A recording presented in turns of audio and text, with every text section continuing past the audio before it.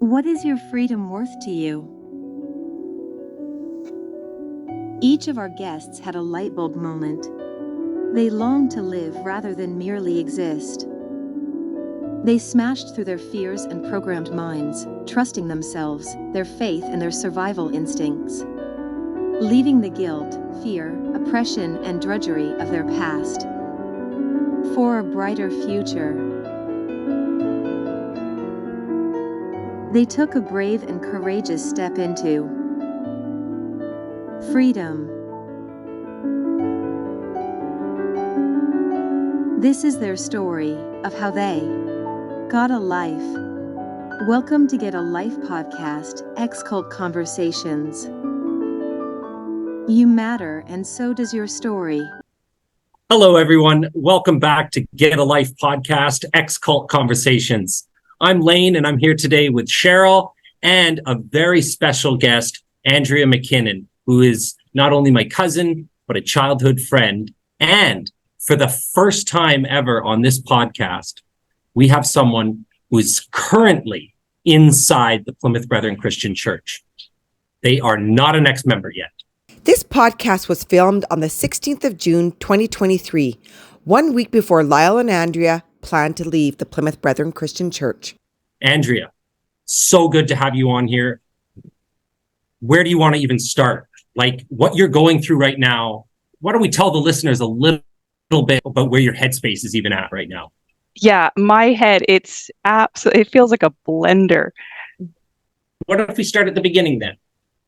You, when you were 18 years old, was it? You thought about leaving. You started out with a plan. How did you make friends on the outside when you were that young? Why don't we start there? Okay, well, I kind of like any other person would. They reconnect with an old school friend. I was shopping at Walmart one day and there was a school friend, because of course I'd gone to public school for grades 4, 5, and 6 in Montreal. And reconnected with, I didn't make too many friends there, of course, because you're brethren and I had to wear a crocheted scarf and I had to wear jean skirts and I couldn't play Sim Earth on the computer. And so I was made fun of. I was bullied bad at school. Really bullied bad because I was the kid with the scarf and I couldn't watch TV. And, you know, when they'd roll in the big TVs to show something in the classroom, I'd always go in the hall. And you feel ostracized because of that?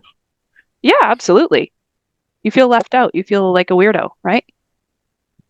And I made probably about 2 or 3 friends in elementary school. And when I was shopping at Walmart one day, one of them was a cashier and I just reconnected. And it was so weird. I would like find excuses to go to Walmart to talk to him. And it kind of sparked something in me. And I realized I wanted to leave. I don't really remember too terribly much about what my head went on at that time. 18. How old were you then? 18? 18. It was 2005. And I made my mind up pretty quick. I left within a couple months. He met me at the mall. We got a little pay-per-minute cell phone at TELUS, and the night before I left, I think I told you, Lane, didn't I? I was Do you remember scared. telling me? You told me in the basement of my dad's house. Yeah. And we were down there. That was where we always hung out, in the basement. And you were like, Lane, I got to tell you something. And I remember you telling me by the back stairs of that house. I'll never forget it. And I was so like, oh. But like the fact that you confided in me, I felt like I had a bigger secret than any of the other kids. So I was so excited for you. I don't know why I knew I could tell you. I mean, you and me kind of were always ran in a pack anyway, didn't we? When we were little. Yeah, we did. Older siblings always kind of bullied us and looked down on us, even though I was the same age as your older brother. Actually, 2 weeks older. You and me kind of were we always stuck by each other's side and stuck up for each other and kind of were the little rebels that. Yeah, Lee and Val would pick on us and make us go run all their errands and do all the stupid stuff, or we had to wait in the car while they did the fun thing. Yeah, leave us out. Yeah. But we got along really well, and I think honestly, I know we were both bullied, right? And it was a really close friendship that we had. So when you told me that, I wanted to help you in any way that I could, because I was just jealous, basically. Yeah, and I whipped out my little cell phone. Did I show you my cell phone? You did. You did. How long were you out for? 3 years. Oh, wow. And where did you go? I stayed in Montreal. I rented various apartments and rooms, and Lane was always there. I mean, there was never a week I didn't see Lane through those whole 3 years, honestly. Okay, folks. So we're going to change topics right now and go back into Andrea's headspace about what's really happening right now in her life while she's still in the Plymouth Brethren Christian Church. What's that like, Andrea? You want to leave, am I correct? Yep, we are leaving in 1 week. It's the planned day. And it's hard to describe how it feels. Like you are happy, so happy that you're going to have a new life. Like the way I feel, okay, I am sad about leaving my family and am nervous about what's ahead, and I'm anxious about how my children are going to react, and we're changing their lives forever and they don't have any say in it. That's really scary. It's a big responsibility to be doing that to 2 lives. But we know we have to do it for their benefit because we've lived all the way till 37 and 36, me and my husband, and it's just not for us. We don't feel happy. So how could we create 2 children and they'll end up somehow miraculously being perfectly happy in here? It's not going to happen. You know, they've got our independent streak, they've got our outspokenness, they've got our rebellion, they've got our backbone, you know? What was a defining moment for you? Like, what was the defining moment where you're like, something's not right here, and getting that nudge in you saying, maybe we need to leave? Where did that, was there a defining moment in that, or was it a gradual buildup? Both, honestly. I have felt deep down feelings that I've kept in for probably, I would say, 9 years inside me. Wow. Little things that you know that happen that you just innately don't agree with, but you immediately squash them down because you do not say that you don't agree with things. Like, for instance, the time of the meeting has changed. Or, you know, you have to go to someone's house for break and you just kind of can't be bothered to talk to them. Or you have to have someone for break and you kind of can't be bothered to talk to them because you don't know if you like them. You're just put together with them.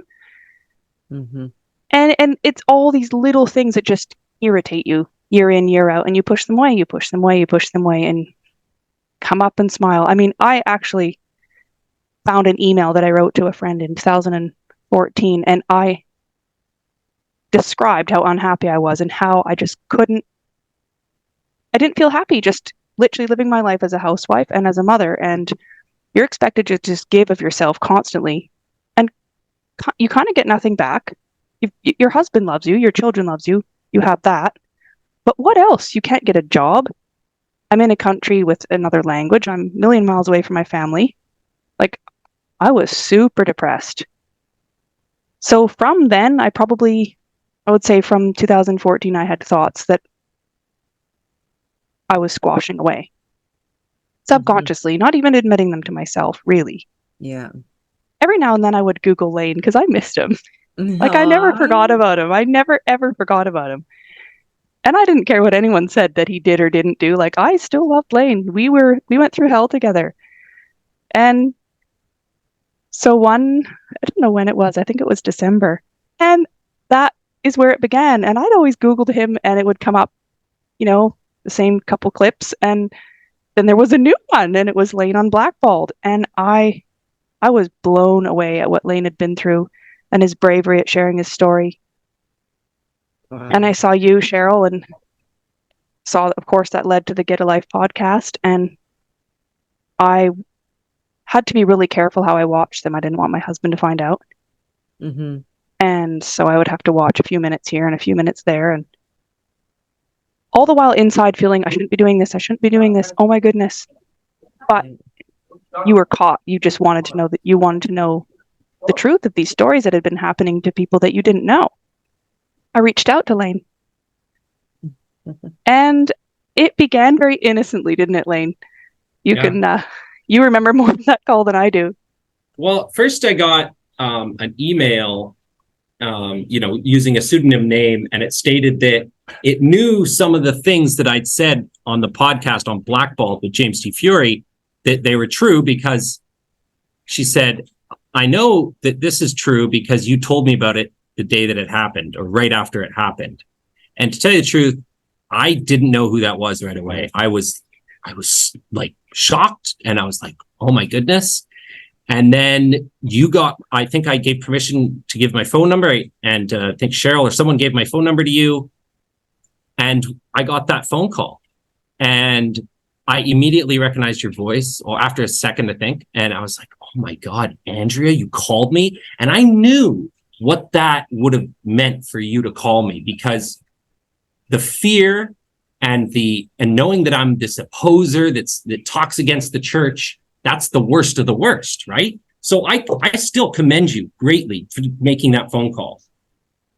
I had to. I knew I had to. I had to tell you what I wanted to tell you. And I just kind of didn't care. I thought, well, if you're doing these podcasts, you're putting yourself out there, and you're also telling us that we can trust you, because you were asking, for anyone to contact you at this email address. And I thought, okay, well, I'm just going to do it because my gut tells me I have to. And to corroborate on your story, it doesn't matter. If I could help you in your police case, I'm going to do it. If they find out, well, the truth's got to be told. Somehow my head knew that above everything else. And I still remember it was a cold December evening, because we've got a time difference between us, and I was absolutely shaking. I was like nervous, and I was so excited to hear your voice again. It was so nice to hear your voice. And I remember, I wanted to reassure you that it was okay, because you said I could tell the fear in your voice. And I reminded you that there is nobody for me to tell, right? There's only love out here. And I remember you telling me, Lane, I want you to know we're happy inside and we're never going to leave. And I remember telling you, that's okay. There's nothing wrong with that as long as you're happy. Right? Yep. And you said to me, I can hear the fear in your voice. It's okay. And because you understood how scared I was. And I wanted to tell you, I'm just telling you this one thing. Like, make my position clear, as they say. Yes. Yeah. But it's wild, because I remember saying that to you and believing it. And that was a month where I just had decided I'm going to be a really good peep lady. I'm going to pray all the time, and we're going to have company. We were having company nearly every weekend. And I was the most miserable I'd been in years. Really? Yep. The Plymouth Brethren are the one chosen church by God, the creator of the infinite universe with billions and billions of planets and stars and galaxies, chose the Brethren to be his one perfect church. Now, shouldn't that be the happiest place in the world? Shouldn't everyone be very happy and lucky to be there? Absolutely. We should be dancing in the streets. Everyone would be running to the doors to try to get in, you think. Yes. But so we started talking, and you started listening to more of the podcast, didn't you? Yeah.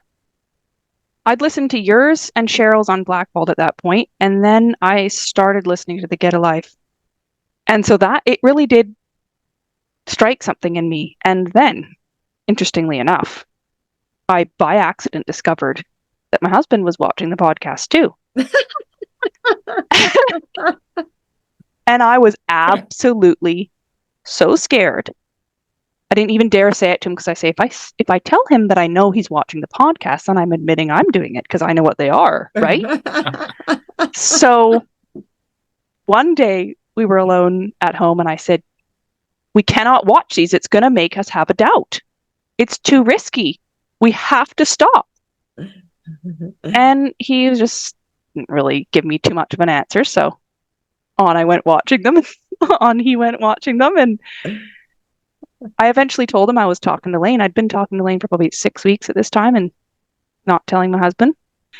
But it was almost like once the ball started rolling, you couldn't stop. Yeah. And then we started having conversations, me and my husband, just like really, we were scared to even talk about this stuff together. It was huge. It was scary. We'd usually end up in the kitchen with our coffees when the kids had gone to school. And it just got a little bit more open and a little bit more open, and we admitted to each other that we really were seeing through the brethren, and we both really were quite unhappy, each on our own terms, but not with each other. Yeah. And the interesting thing is, I had been telling Lyle for years, on and off. I would have good times and I would have bad times, but when I had a low, I would just tell him how unhappy I was, and I didn't know why. Yeah. And I would just think, I'd be doing the dishes and think, if I just would go out of this house and not come back, they'd all be better off without me. Honestly, I contribute nothing to this household and I'm worth nothing, and I'm so unhappy. I just don't want to be here. I have nothing that makes me happy. And yet it wasn't with Lyle and the kids. Yeah. But I couldn't understand. It was this thing inside me that it was the pressure of the lifestyle and the restrictions put on me and the expectations put on me that I didn't know I was absolutely just not coping with. Yeah, let's just explain a little bit more in that to the listeners and viewers on how much expectation is put on a mother and a female inside there. Like, give just a little bit of insight into that, on how pressurized it is and what kind of lifestyle that is. It's so funny to try and explain it because it's just my life. I know. It's currently my life. One more week of it. For a brethren mom, like, you go to school, you were a secretary for a couple years, and you get married, hopefully, if some guy asks you, because you don't go asking them. And hopefully you love them, and hopefully you can cope with where they live, because you've got to move there. You don't stay in your own meeting, you move there. So I met Lyle on an overseas group in New Zealand, actually. And me and Lyle, just this quiet German boy and this crazy loud Canadian, just clicked and got married 2 years later. And so, yeah, it's all exciting. You move to Germany, and then your expectation is you don't work. You keep your house perfect, clean all the time. You entertain. You have company every weekend or every second weekend, and you have babies. And that's kind of it. Like, there's no next thing to look forward to. It's just, in my opinion, that. Andrea, okay, like, that perfectly explains a feeling of sadness, depression, and unhappiness. The brethren life for women ends after childbirth. They have no more expectation of anything other than rearing the kids and taking care of the house. That is disgusting, to not allow anything else. They don't even allow these women to wear pants. And sorry, it's nuts. It's but sad. I wanted to point out for the listeners because you spoke earlier about a break and what a break is. So the women in the church are forced to cook massive meals pretty much every weekend for other brethren members to come over. And they have to be to an insanely high standard. The alcohol has to be high standard. If the person coming wants to drink scotch, there has to be good scotch. There has to be high-end food. A break is something you can invite people to your house for dinner. Like, I would invite you and Lane to my house for dinner. That's private inviting, they call it. And a break is where the people of the meeting decide who you have. So there's certain people that will say, you are having a break this weekend. You don't get asked, would you like to have one?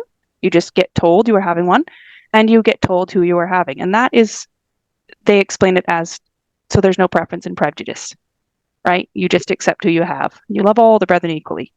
But really what that is not being able to choose your friends, right? You're not allowed to have certain friends over other friends. No special friendships. No special friendships. Everyone does it anyway, just on Sunday evening. But yeah, this is this one little time where you pretend you don't, right? What it means is, let's say you have a falling out with another brethren member, like a business falling out maybe, or a personal falling out.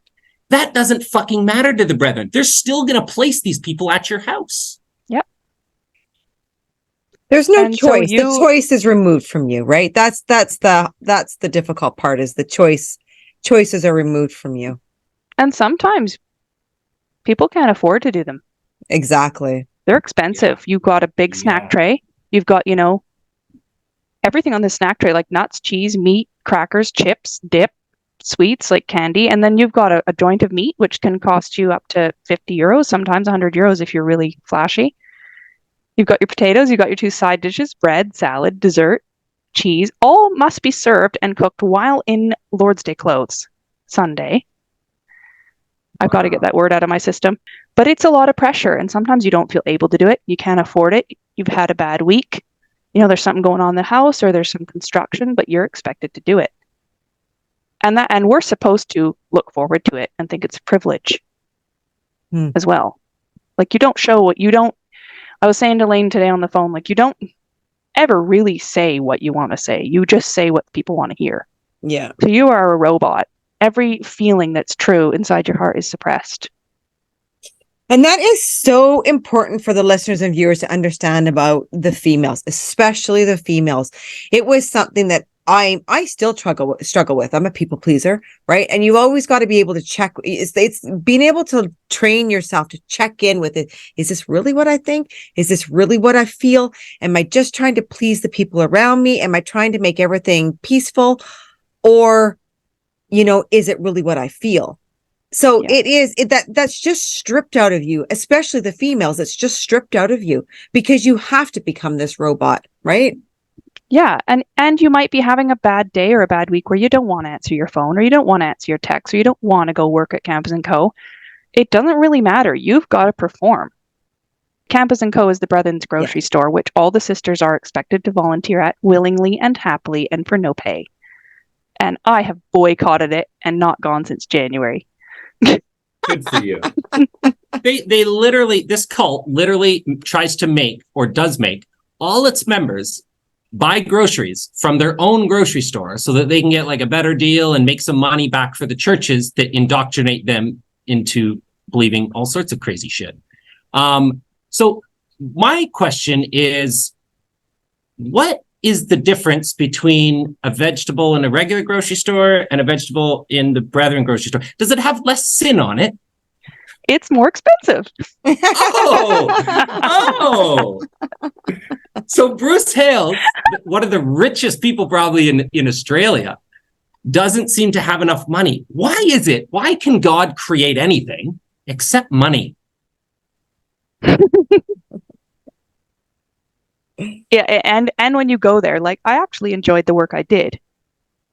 I really enjoyed it. It was a challenge, and you learn something, and you've got something to do with your hands other than being at home, which is a nice distraction, which is why the sisters like it, because it gives us a new challenge.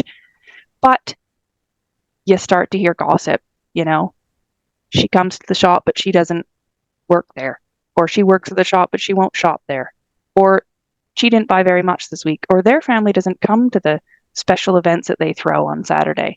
And yes, it's a grocery store, and yes, it gives them something to do, but it's just another breeding ground for gossip and judgment. It is. Yeah. The fact they don't pay their workers should be illegal. Exactly. Mm-hmm. And the fact that we're not allowed to have a paying job. They should pay us. And there has been people that have asked for it, and it's been said there's no way to figure it out so that it could be fair. Oh, yeah, there's just too much money coming in. We don't know what to do with all this money. I'm sorry, we can't pay these workers. Why? Because they're females. Let's get that into your head there. 2023 right now. And there's a cult internationally that won't pay women, won't pay them to work. And we're not allowed to ask to be paid because it's too embarrassing, and everyone would know and everyone would talk about it. So no one asks. But every single day on your phone, on multiple chats, you get marketing, you get gentle reminders to help to work at the shop, you get gentle reminders to buy this and that and the next thing at the shop, and it's becoming like everything. That's spam. That's not gentle reminders. That's spam. They're spamming the shit out of people. So that's what I wanted to get into. Like, right now you're in this very, very, wow, 1 foot out, 1 foot in. And the 1 foot in has to show that you're 1 foot in. Like, it's got to show you're all in there. But at the same time, you're preparing for this exit. Like, how does that feel? Like, that's got to be such an immense amount of energy taken up of trying to make sure that all my I's are dotted and my T's are crossed over here, but I've got to prepare for this. Like, how are you coping? Yeah, I'm amazed I haven't slipped up and told someone something they shouldn't at this point, quite honestly. Because yeah, you have to be prepared. At home you're safe, right? But when your phone pings, you have to be prepared to answer what that person wants to hear. In a right mood, because if anybody smells anything, they just go and raise an alarm bell. Or they ask you, are you doing okay today? Or I haven't heard from you for a while. Or they might start to ask you out for a coffee if they're concerned. And I'm like, okay, I want to go out for a coffee with them because I'm not going to be able to see them soon. Or they're going to look at me like I'm an apostate soon. Yeah. But then am I going to be able to perform for this person? Am I going to be able to show her that I love her and say all the right things so that she doesn't think anything's up with me? Like it's really hard to manage. It's a game that you have to play. Yeah. And I commend you for how well you're playing it. But it reminds me of a time and era when people were in communist Russia and they all ratted on each other all the time. That's what they had to do. Anyone could be a spy for the state, right? So they would always just repeating the same shit and they would rat on each other for absolutely anything. And I'm not saying the Brethren are like communists, but I'm saying that mentality of checking up on everyone is not actual concern for your well-being. It's to see if there's any drama going on. They think it is. They think, I've had someone else that's, on the outside that's left, and she was told, we don't understand why you don't see the care and compassion that was shown to you. And the thing is, like, they genuinely think this is the most caring, compassion community. And yes, there is some care and compassion in here, absolutely. But it's all conditional. Underlying, absolutely, it's all conditional, and underlying it, we're all just watched each other. I mean, I don't really care what they do, but you're being watched. Everything you do is being watched. When you walk into a church meeting, if you're at the church meeting, what are you wearing? What are your kids wearing? How are they behaving? How are you behaving? Are you opening the scriptures to the right page? Are you listening? Do you look sad? Do you look happy? Are you talking? Are you whispering to someone in the meeting? You are. And then when you get up, who do you talk to? Do you go to your car too quick? Do you stay too long and talk? It's mentally, physically, and emotionally draining. And yet, on the other side, you love these people. Yeah. 99% of them haven't done anything personally to you, and they're generally good people at heart. And we know we're going to hurt a lot of people. It's not personal, but you're sitting in a meeting and you love these people. You don't hate them. You don't have anything against them. Yeah. But the things that come out of their mouths, you don't agree with. The problem is they don't know any better, right? And they don't realize that actual love and compassion doesn't come with a set of judgments. I will love you as long as you're in the brethren. I will stay in contact with you as long as you're in the brethren. I will hang out with you as long as you're in the brethren, right? There's always that attached to every piece of their love. Their love and compassion is only based on conditions of you being of the same mind and the same beliefs. No, I was just going to say that's the hard part when it comes to leaving, because I remember with my family, I loved my parents dearly. I love my sisters and my brothers dearly. And it's as soon as you don't realize how hurtful they can be until you leave. And it's such a hard pill to swallow. I remember the day that I phoned my parents to say that I wasn't coming home and my dad hung up on me. Well, my dad was just never like that, right? Like it's just, and I watched some of the other people, the recent leavers that have left, and seeing how their family treats them. And it's just such a hard pill to swallow when in there you've got this tight knit family. But then as soon as you step outside of the box and outside of the fellowship, so they call it, outside of the church, all of a sudden it's just this complete different family that's coming at you. They turn on you. Yeah, they do. They turn on you. How are you overcoming the fear of doing this? With time, I've learned to just let go of the fear, because I've realized I have to put me and my husband and children first. We deserve to have a happy life, really happy life. You do deserve I've spent long enough feeling like my heart hurts. Yeah. And to just simplify your life, right? You think of leaving is just going to simplify everything for you. It's such a simpler life because you have this choice to just, if you want to have hot dogs for supper and do it in your pajamas, you get to, right? Absolutely. And your friends won't judge you based on your faith, right? Or what you do or how you dress. They're just going to love you for who you are. That's the beauty of the world is you get to choose your friends. Yeah, they say the opposite of what it actually is, right? They say you'll get broke. So what? I would rather be broke in the world knowing that there's loving, compassionate people around me than going back to prison and being rich. Yeah. And knowing you can be your authentic self doing so. You know, I'm 36, soon to be 37. That's half my life. I think I want to relive the last half of my life and hopefully longer happy. It's not like I haven't really tried to give this a good shot, being a good brother and wife, you know, and there were times I was happy and I didn't think about anything else. I don't know if I could leave on my own. I'm really grateful I've got Lyle with me and the kids. And we'll have our own family unit. I mean, what do you need beyond that than a few, 2 or 3 good friends and all of you all that have created this landing pad for us. Wow. But it is a wild journey of learning to let go of the fear. Like, they instill that fear, right? That like the things that you want are bad for some reason, right? Your own desires are evil. You're supposed to only follow the desires of Bruce Hales and God, because then what happens is you condition the mind to associate fear with pleasure. Right? And the things that you desire and you want to do that will make you happy, because people get happy when they do the things they want to do. You'll feel guilty for it. That's what the brethren try and condition the mind to do. And when you get over that and you start realizing how amazing it is, and you're like, I just went to the bar, I just went to the movies and I didn't feel guilty. It was actually a good movie. You're like, oh my goodness, like I was a clone. I don't want to be a clone. Some people are happy doing that. And I don't mean that mentally. I just mean in the way we're all supposed to perform the same. And for somebody, I have seen the world. I was out for 3 years.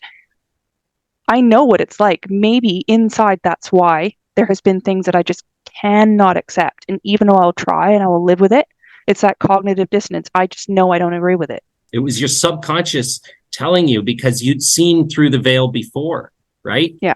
When Lyle and me were first talking about it, like we were like, maybe someday. You tried it with all your heart. I know you've told me that before, how you tried to play by the rules. And instead of making you happy, which according to their rules, it should, everything should be a fine. Instead, it was, you had to suppress your true self. Yeah. And it really is not fun feeling miserable.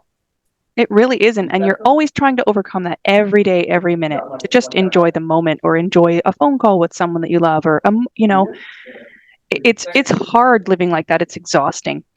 No, once we both like started talking about this, my biggest thing was I said, I don't want to leave my mom behind. Like I'm super, super close with her. And if she ever watches this one day, it's probably going to break her heart. But even if your mom does listen to this, Andrea, she will know that this was never done out of hatred. This wasn't done out of weird sin thing getting in. This was done out of love for your husband, yourself, and your daughters. And that is amazing, because it's not easy what you're going through. I just felt like I was going to die if I stayed in there. I couldn't cope with it. I just couldn't cope with it. And so many people use those words, right? Those seem to be the words that we get to, that we use right before we leave, that it comes to a do or die situation, right? And I mean, you've got 2 beautiful girls that you know that you've got, I mean, you've expressed that to me, even how you've got to give, you know, you need to give them a better life, right? I don't want them to feel like me. Yeah. I'm so terrified they'll feel as deeply unhappy and trapped as me. And not be able to do anything about it, right? Yeah. You're giving them freedom, Andrea, freedom. They can choose now what they want to do in life. If your daughters want to be world travelers, or doctor, a lawyer, a dentist, there's so many things that they can do. They do not have to just be a mother that works at a non-paying grocery store. You're giving them life. And that is beautiful, beautiful thing you're doing. I know it's in a way we do break our families' hearts and stuff when we leave and we do this, but it's not us. It's them that breaks their own heart because they go, oh, now I can't speak to them. Now I can't call them. Now I can't talk to them. Now I can't listen to what they say because they say these terrible things. It's them doing that to themselves. They're cutting off from us. Yes. No, I don't have anything against any individual. I just want to be happy for me, and I can't do that in there. That's what it really boils down to, as simple as that. Yeah. And I had to get over that fear of hurting my mom because it held me for a while. I said, I can't do this because I know she needs me, and it puts a lot of pressure on me. But then she's been my anchor for years, which she would be my bright spot in my day. And so I had to kind of learn to let her go so that I can live for me. Yeah.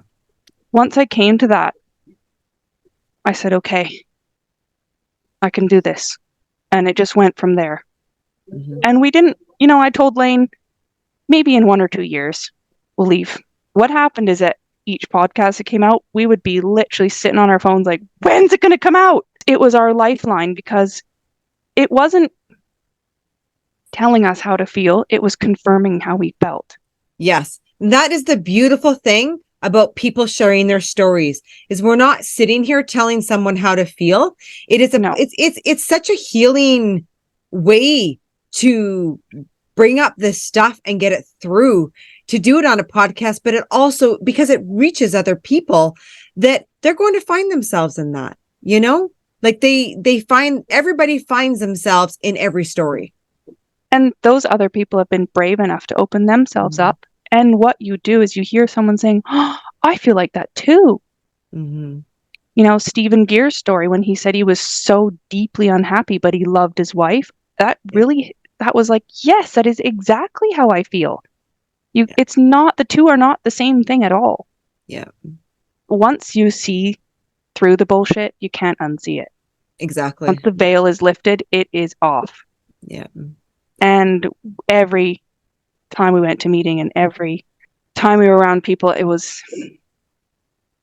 we just got more and more assured, like, we don't agree with this. We don't agree with this. And then we said, yeah, we're going to not, I don't know when it was, like probably another end of February. We said, we're not putting our kid back in OSG in September, is the one school global, the Brethren school. And every single week something would happen in our plan just became that we're leaving on June 23, 2023.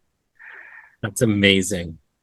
That's amazing that you've come so far since December, because I'll tell you, I knew, okay, when you talked to me and you're like, I'll never leave. And in my head, I said, for sure, maybe. And then I talked to you more, right? And it was, well, maybe in a couple of years, and I didn't fight back on that. I didn't tell you no. But I knew in my head, there's nothing loving about sitting through a Plymouth Brethren Christian Church meeting. There's no love and compassion. They can say it as much as they want, but it doesn't make it true. They don't know how to love. And the fact that your body, your physiology, everything rejected it once you knew the truth. What we're doing here on this podcast and these stories are the truth. If they were lies, we'd be in jail by now for false accusations, but we're not, because all these stories are true. And why they hurt so much to hear the truth is because, like Andrea says, it's been lying in you, right? It just confirms what you already knew deep in your heart. I was just going to say, people can only live so long with conditional love, right? It stifles you. Yes. The soul searches for unconditional love. We want to be fully loved with no conditions, right? It's learning how to love ourselves like that, but it's also being receiving that, right? There's how many billions of people on this planet. It's all what we search for. We're searching how to be amongst other humans and to love one another unconditionally. That's, not in any way, shape, or form betraying anybody else's beliefs or betraying your beliefs, but to have a group of humans all living together. Doesn't matter what they believe in, doesn't matter their skin color, doesn't matter their sexual orientation, but a soul ultimately wants to just love everyone around them, regardless of what they put on themselves on this planet, right? That's what and we to be search accepted for who they are. Exactly. You just want to be accepted. And in the PBCC, you cannot get that. You can't get that. Yeah, I've done little things like you might wear a bracelet to the meeting, and you kind of know it's going to make people talk about you, but you just want to do something just for you. And Yeah. it sounds little, but it's those kinds of little things. Did you see her handbag? It's this brand. And did you see her skirt? It's a bit too short. It's this. Is that the system of care and compassion? Oh my goodness, look who's sitting on the front row. He didn't make a remark tonight, or he made 2 remarks tonight. And why does his little boy have shorts on? And so petty Nonstop. and never ending.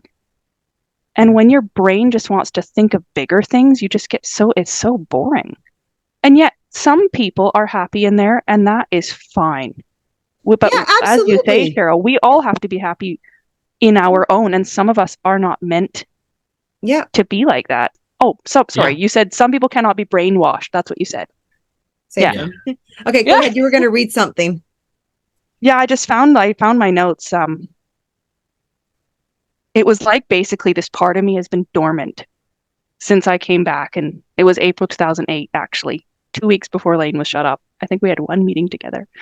Yeah. And I just, looking back at it now, it was dormant in me. We started talking about leaving Lyle and me, and I started telling him things I have never told him. We've been married for 12 years. He didn't know. Wow. There was so many things I never told him because I just shut those 3 years off from my life. I had to just move on. And there were things that were fun that I wanted to tell him. I just never did tell him because you thought they were wrong. Well, you just don't want to talk about that part of your life because you don't want people to judge you. Well, you were saying how you think that you had those thoughts were just dormant in you. And I remember you telling me on a phone call, because I talked about something, I don't remember exactly what, but you said, Lane, I've never even allowed myself to have those thoughts. And that shocked me. The level that they get into someone's mind to not allow them to think certain thoughts, right? To not even barely have the freedom to allow a thought, because the brethren would call that a doubt. No, it's called thinking. And they don't want you to do it because you'll realize that the system is bullshit. I'll do the thinking and you do the doing. That's disgusting. If that ain't a brainwash statement, I don't know what is. And that's a statement that BDH says, right? Yeah. And we've been told recently in the meetings, because I tell you, there is so much in the meetings right now about fear and the attacks against our brother, and you should not be taken in by them.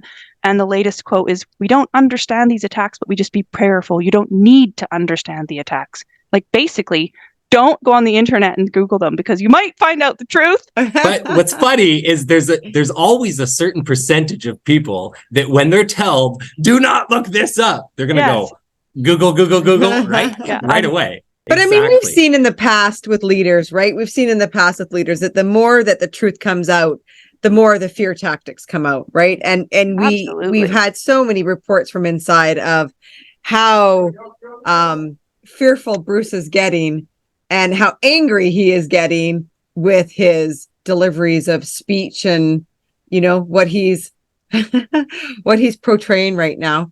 And I mean, it's sad. It really is sad because he has the power. He has the power. Like, he holds this power key to sit down and be like, you know what? Hey, let's stop. Let's just stop and let's look at each individual case that's been brought forward and let's deal with this. Like, somebody with compassion, right? Like, I don't care if it's even my worst enemy, but if I heard a horrible story about somebody, I would look into it. I'd be like, how can we go and help this person? Like, that's just what I don't get from him. Bruce is so black and white. It's good and evil, right? And if you're not doing what he's doing, you're evil, right? And yet, why is there 56 or 58 podcasts of people wanting their stories heard by him and have mostly tried to get in touch with him for help? Yeah. And there hasn't been anything back. What is your plan on leaving? Are you leaving behind a letter? Are you addressing anything to Bruce? Like, are you addressing a letter to Bruce? No, you're just leaving. We're just going to send a letter to just hello all and Not too much information or reason, because we think the less you give them, the less they know and the less they can gossip about. I have been out before and I have heard what they said about me. I have been sucked into all the traps. Yeah. And I refuse to do it again. I remember when I was confined and I was moving out of my parents' house, and my dad and mom were bawling. They'd got me an apartment and stuff. And I remember one of the last things I ever said to my mom was, "Don't you ever pretend I'm dead." I said, "Don't you treat me like how Gordon Betty treated Andrea when she was out." They said the nastiest things during those 3 years. And I was seeing you all the time, right? I got caught one time. Andrea picked me up in her car, and I snuck out of the house all the time, right? And I'm like 15 years old. Andrea picks me up around the block, and we turn a corner, and there's my dad on a bicycle riding across, and he stops, looks in the car, and catches both of us. Oh, I was in so much trouble. It's the sick things that they say. They'll just turn on you, right? And that's not right. We're going to get a lot more pressure because we're taking our kids, and to them that is the ultimate betrayal to the church, right? Because it's the potential for the church. And yet, you know what? I have seen my children blossom in the past 6 months because I have changed my way of thinking. I have changed my way of mothering. I have changed my way of communicating with them. I just found it in a note here. And this is the end of January. So I'd been probably changing my way of thinking for a couple weeks. And the girls are both happier. I'm able to give them more time and fun. I'm not parenting them based on someone else's schedule. Wow. That's like amazing. It only took a few weeks. Just my mind has shifted. I'm not living in fear for someone else. I am done caring what other people think about me. The fear is gone. You want to live for yourself, Andrea, and that's amazing. It's amazing. And honestly, if your family ever wants to know why, now they can see why. They can hear exactly why. They can listen to the podcasts of you and all of the other people and hear why, right? But will they do that? I don't know. But they have the answer. You've given the answer by doing this today. And that they don't think it's been easy for me. It has nearly killed me. You have these two sides. One is so happy that you're going to have your own life. You're going to be free. But you are torn every day, every time your phone pings, every time the phone rings. You know you are going to literally stab a knife in the heart of each one of your family. And I love them all. Absolutely. It kills me. But, Andrea, what you do by doing this, you have no idea how many people you might reach, how many people looked up to you, how many little boys and girls that knew your daughters or that know you so well now, they're going to listen. And you have no idea how many lives you might help just by doing what you're doing. Seriously. And it just opens up a path. Like, you got to think that you literally are going to the door and you are the brave one in your family to show them, because right now they don't see this door. You are showing them that here's the door. Here's how you can do it. Here's how you can do it. I mean, you're trying to do it as the least controversial way possible, right? Yep. Yeah. And you literally are flagging this door. It could even be your parents. It could be siblings. It could be nieces. It could be nephews. It could be anybody down the road now knows where this door is because you showed them where it was and walked through it, right? That is the most powerful thing about standing up for who you are and making a choice of action and following through with it, is we then now give someone permission behind us to say, hey, well, I knew her very well. Maybe she was a part of my family. Maybe it was my mother. Maybe it was my father. You've now shown them that it's possible. Yes, at the beginning, it's messy. It's always messy at the beginning because it's change.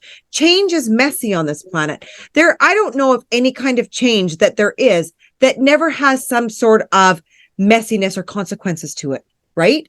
You know, absolutely.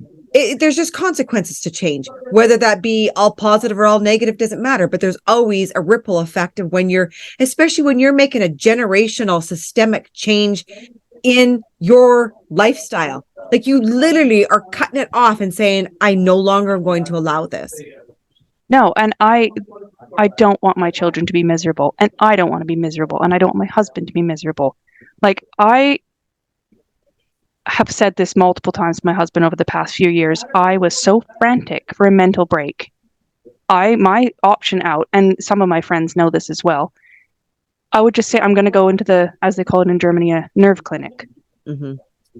If I just could, I was on antidepressants for a couple years, 2014, 15, and I just remember this lady said to me, the little therapist that I could speak to, she said to me, "You're like a bird in a cage.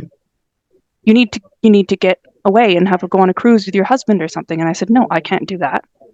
But she said to me, "If you ever feel like you need somewhere to go, you can always check yourself in." And I've held that my thought in my head for 9 years.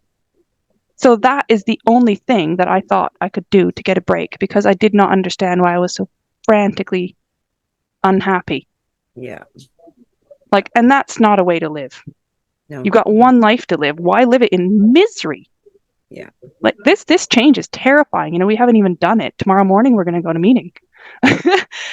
And your strength for coming on here while you're still in is mind-blowing and amazing.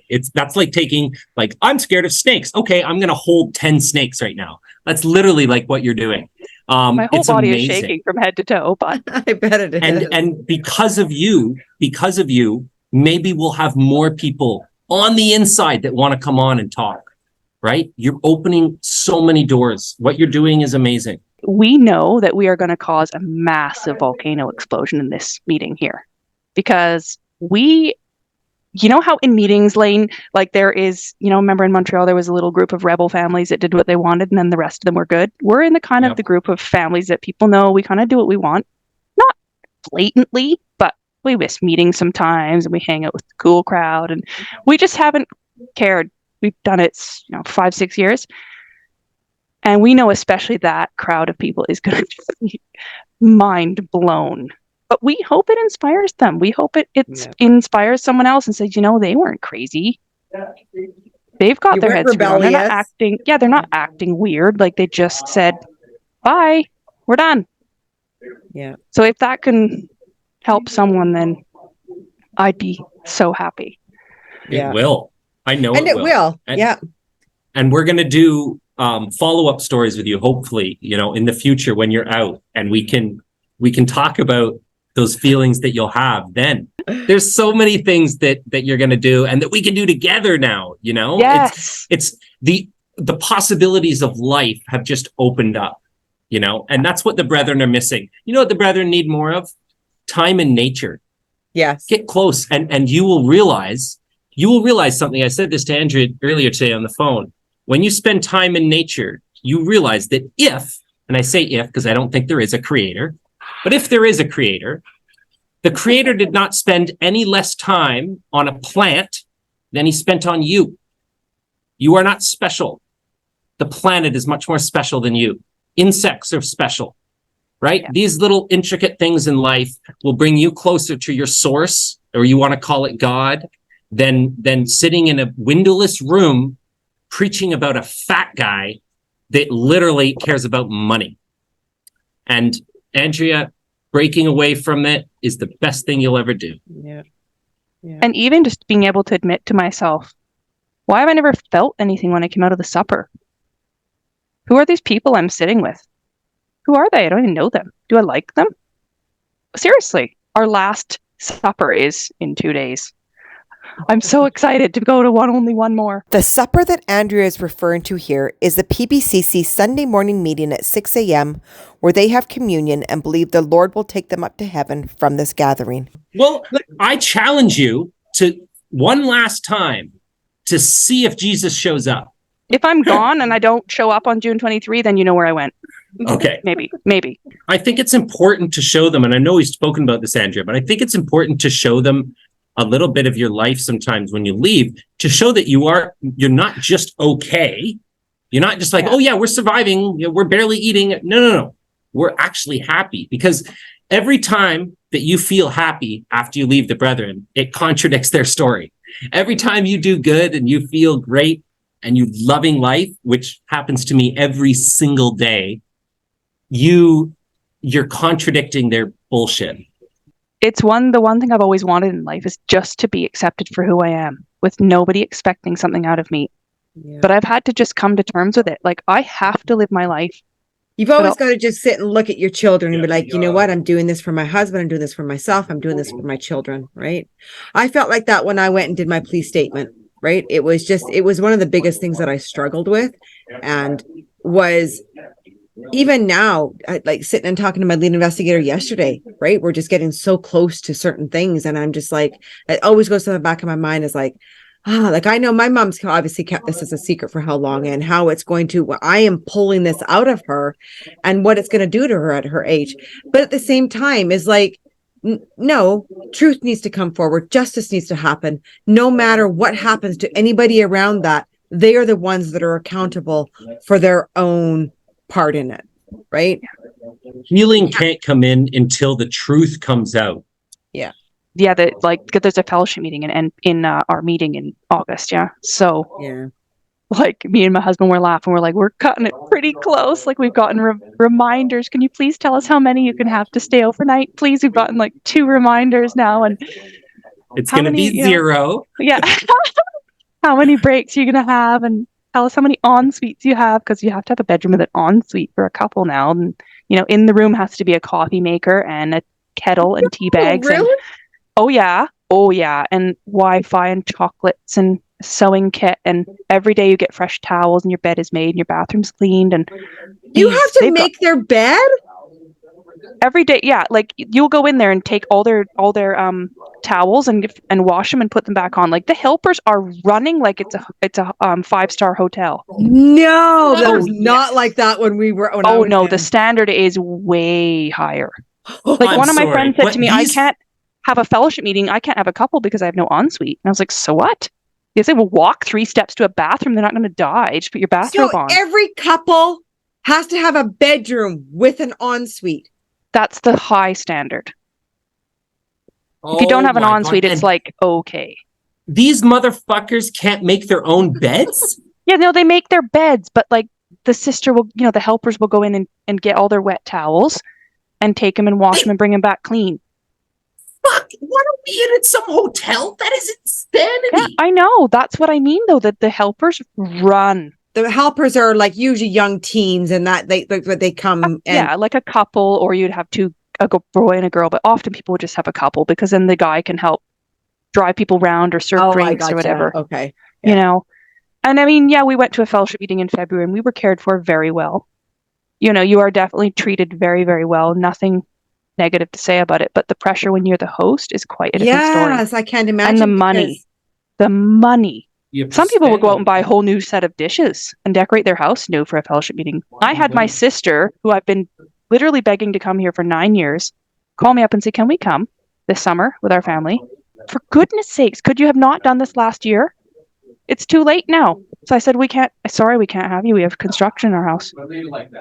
Wow. And this has caused like a whole family drama. Like, I've had nearly every single member of my family contact me and like, why aren't you having them? And do you think you're going to be ready to have company for the fellowship meeting? Oh my goodness. And I guess you would make yourself get it done if it was Mr. Hales. And I said, no, we're not taking out a loan to finish a bathroom and a bedroom. We don't take out loans. We don't agree with that. Well, but I guess you would do it if it was Mr. Hales. No, we wouldn't actually. Like, I like that. It's ridiculous. He's not special. He's just fatter than most. It's ridiculous, the pressure that you feel. It's okay. Wow. I'm just blown away by the fact that like someone actually thought themselves, hey, let's like up this level of entertaining to where we give them fresh towels every day. You kidding me? Like, what blows my mind is they'll never be able to be comfortable, I guess, without that level. Right? No, but the Brethren's lifestyle standard is so high.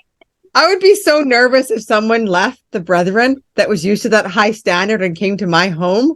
I'm like, I'm sorry, my cooking gas tank, it fizzled out way back when I was 17 and I've never refilled it. I'm like, I don't do extravagant meals here. It's like fend for yourself pretty much every meal, every day. So how are you actually planning on executing this? Like, what is, can you reveal that to us? Can you reveal how this plan is going to happen?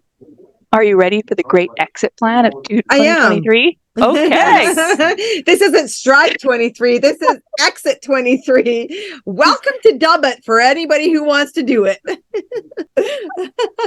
Exit 2023. Yeah, hashtag Exit 23. Oh my goodness. Yeah, this is what I call the Andrea chapter 1. No. Yeah. Yeah, so we are just gonna, I have gotten advice from another friend that's left. And she gave me a few tips, and Lane gave me a few tips, and we've just been basically gathering tips of what to say and then adding our own words. We're just going to be blunt. We're going to send an email and state we are not going to be part of the PBCC anymore. I'll probably send you a copy of it, Cheryl, when we send it, but we'll just be short and blunt, truly German. And not too much reason behind it, because I don't feel like anybody deserves any reason, No, and exactly. nobody deserves any information about my life and my husband's life that we don't want to share with them. And any reason you give is just going to be thrown back at you some when and somehow and twisted and spread. How are you planning on integrating into the world? Like, how are you into the real world? How are you planning on what is your plan? Walk me through Friday. So I'll probably wake up after not having slept all night. Yeah. And then we're going to pack and we're going to go on vacation for a week and just literally go deep into nature and shut off media and just it chills all over me. Really just take the kids out and just start our new life as a family unit. You know, we haven't really had time to do that even. Take them away on vacation and just shut off and enjoy them. You're always rushing off to a meeting, or you're rushing off here, you're rushing off there. And we want to just have a family unit, make that their strong base, and make them feel safe too. You know, they don't know what's going to hit them. Yeah. We haven't told them yet. We're going to tell them sometime when we're on vacation, when they start realizing that we're not going to meeting anymore. Yeah, because so far in the past few months, we've been easing little things into the house, and they've accepted it so well that we know that there will be a moment that will come that will tell them. Yeah. And we'll just go off grid for a week and enjoy ourselves. And then we have to come back and deal with the messages that may or may not be there. And then we have summer holidays ahead of us. He'll go back to his job. He's still working for a Brethren company. He doesn't believe in cowardice and leaving. He wants to stay. He has a good job and he likes it. Yeah. So remember, Andrea, some of those distressing emails that most likely will come in, you don't have to read them. Yep. You could even delete them if you want. Or you can save them for later, next year. Agreed. I'll read that next year. And you don't have to respond even. You know, you can if you want. I'm not telling you either way. I'm just saying that you have the option to not have to look at their nastiness. Yeah. Instead, you're going to open up the ones from everybody out here that are welcome. Congratulating you. And congratulating Exactly. All our true friends that have reached out and loved us and accepted us for who we are. And unconditionally. I mean, honestly, I've had moments where I have been in this journey so utterly at my wit's end. And you can't write that to a brethren friend. I'm at my wit's end. Would you just come out and meet me for a little walk in the fields? It would, you don't do that kind of thing. You don't admit you're having that bad of a day. So who would I call? I would call someone who would actually answer the phone and care for me. Yeah. Thank you, my unpaid therapist, Lane. My heart broke when you messaged me your last time at your parents' house. Oh, my God. Like, Andrea, that was I don't even have words for that moment in time for you. What a bittersweet moment, knowing of the choices that you had ahead of you. And then just to explain to the viewers a bit, was just that you were at your parents' house and you were realizing that this was the last time that you were going to be there. And you know what? I still have hope. I have hope, Andrea, but I have such high hope of just one day light bulbs turning on for our parents. Maybe it will be on their deathbed. Maybe it will be, but we're seeding these seeds of an alternate way of viewing what love should be what family unit should be, what choice should be. And sometimes we don't collect those seeds until we're on our deathbed. But these are potent seeds that we need to be sowing for those moments if they choose to arise. And I have such high hope of it. I don't know. I don't think I'm being naive. I really don't. I think that we are, I think that we're being completely, I think this whole path is being laid out for us and we're just following these breadcrumbs, and destiny is calling us. And this destiny that's calling us is about change. It's about reform. It's about choice. It's about knowing that you deserve more, that you are worth more. And it's about lifting the females up that are inside there and letting them know that they don't need to just succumb to something that a man writes out for you. And I know that they don't think that. I know that they think that they have these lavish lifestyles because they bought into that. But for those people, those females that are in there that are having the doubts and the thoughts like you are, right? There is choice. God doesn't shut off choice, because I know that that's what everybody in there, that's what they tie themselves to, is right. It's like, is creator, source, God, whatever it is that you believe in, does not cut us off from personal choice. Found a note I wrote here that said, I am expected to be satisfied being nothing more than a housewife and a campus and co-volunteer for my whole life. And this is when I've got only one life to live. And I live in a world that's imagined and created by men, controlled nearly every aspect of my time. Like, literally, it sounds brutal. Like, I remember writing that out and I was just like, more me. But now I just think, actually, that was strong because I've admitted it to myself. Yeah. You live it. You don't dare yourself to think why you're living it or how you're living it or that you don't like it. You just don't allow yourself. It's too scary because you might start something that is like we are now in a situation that it's uncomfortable. Change is uncomfortable. It is uncomfortable. If it's not uncomfortable, how is it real good change? Exactly. Uncomfortableness isn't bad, but it means that you have to actually go through something to realize that you need to change. Yeah. Yes. It's been terrifying for me. I don't love change. I've coped with a lot of change in my life, actually pretty well, but I don't like it. And so for me to be doing this is even more scary. Yeah.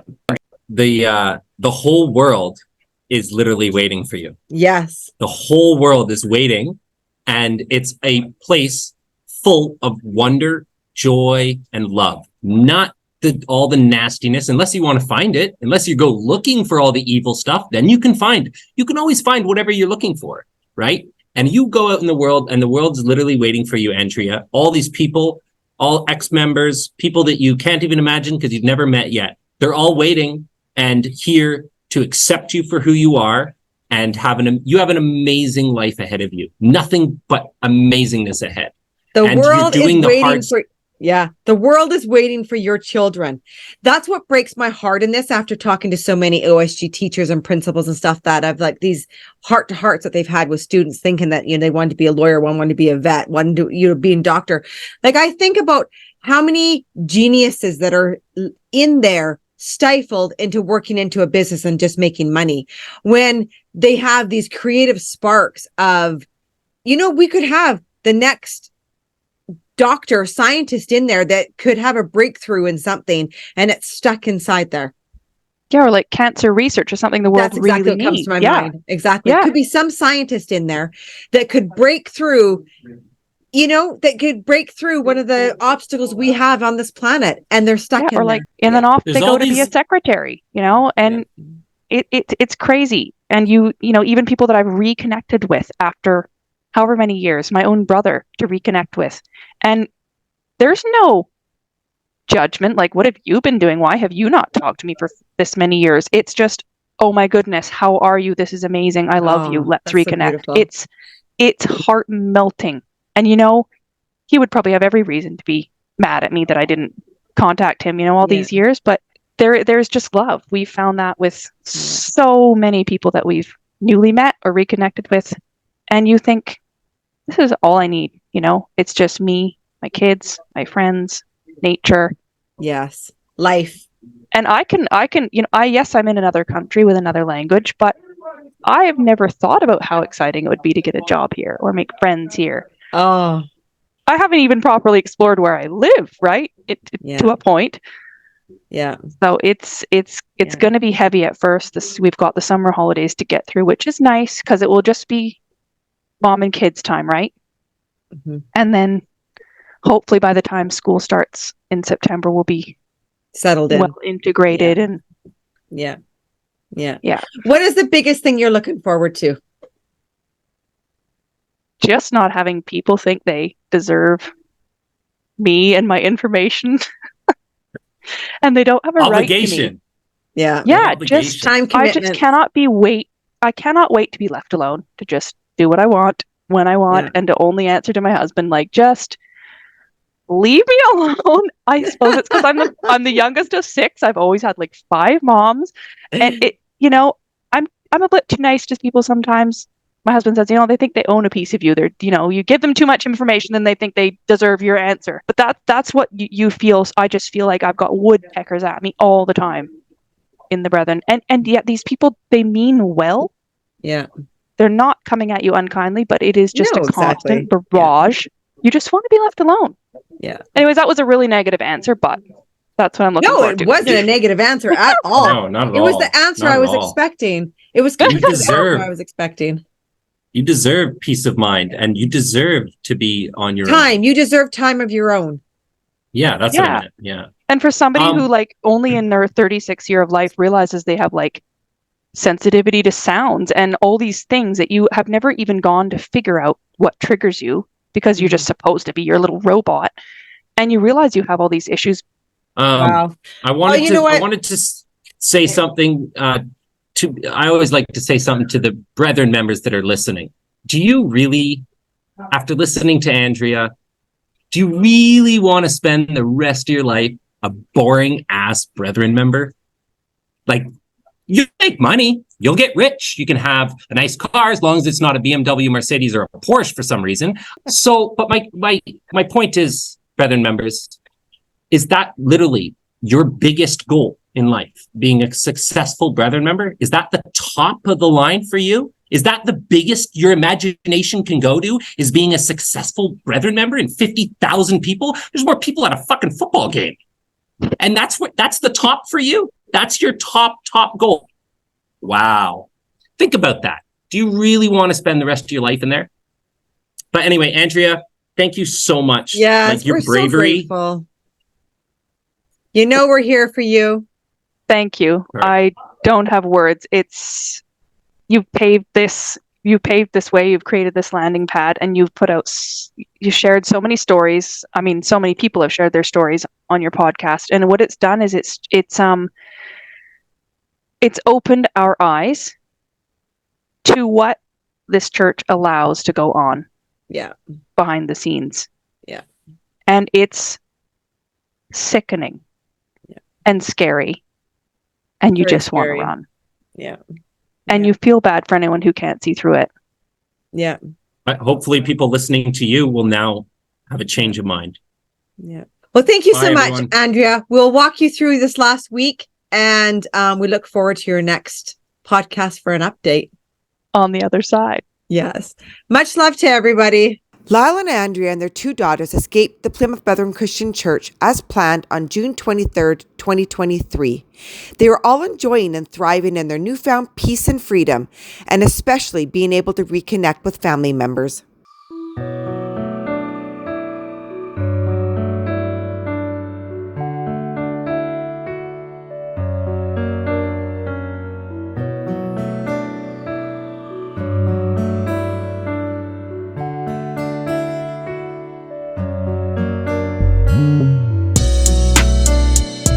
How can you support Get a Life podcast? You can donate internationally via PayPal at www.paypal.me/getalifepodcast. PayPal also has a QR code that can be scanned. Or donate to our Get a Life podcast GoFundMe.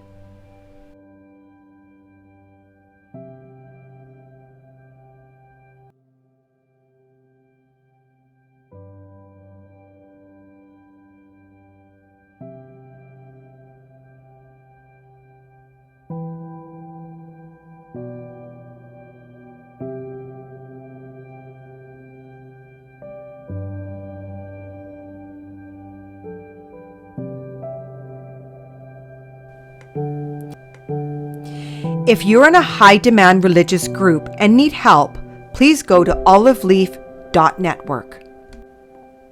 To share your story or be a guest on the show, email info.getalife@proton.me.